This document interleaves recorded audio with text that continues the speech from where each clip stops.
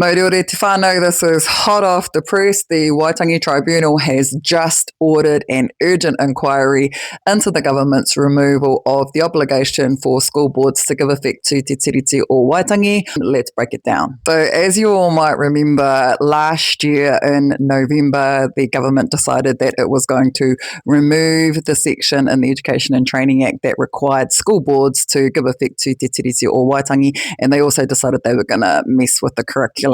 There was a claim that was filed by Northern Iwi Ngāti and Hapu Te Kapotai, whoop, whoop, and also NZEI Te Rūroa in November last year, claiming that those changes undermined the rangatiratanga and partnership and equity in education.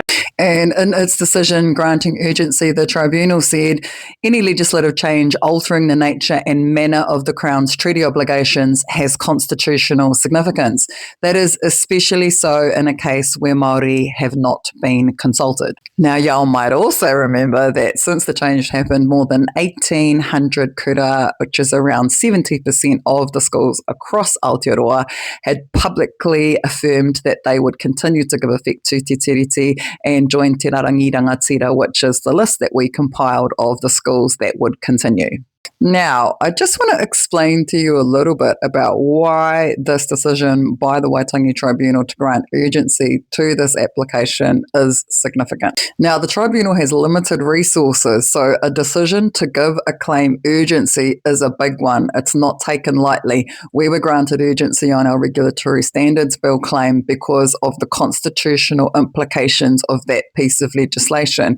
And again, this is the government making constitutional level decisions that affect Te Tiriti, that affect Māori under Te Tiriti with no consultation at all, which they admitted to doing, and just riding roughshod over Te Tiriti. So what happens now? Well, what happens now is that there will be a hearing into this, and it will be undertaken with some urgency. And one of the parties may apply for a summons to the minister to give some evidence about why she made this constitutional level decision without consulting with Māori. Because you may also remember, Te Whānau, that there were some claims made by some fairly prominent people that Hobson's pledge claimed that they were responsible for directing the minister to make this decision.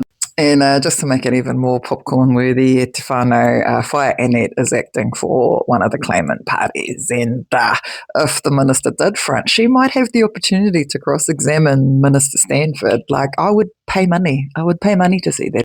That's me, Te Whānau. I've probably done enough to cause the minister to have another hissy fit, and my lunch break's over anyway. So stay tuned for the next episode of Educators Fight Back. Mauri ora.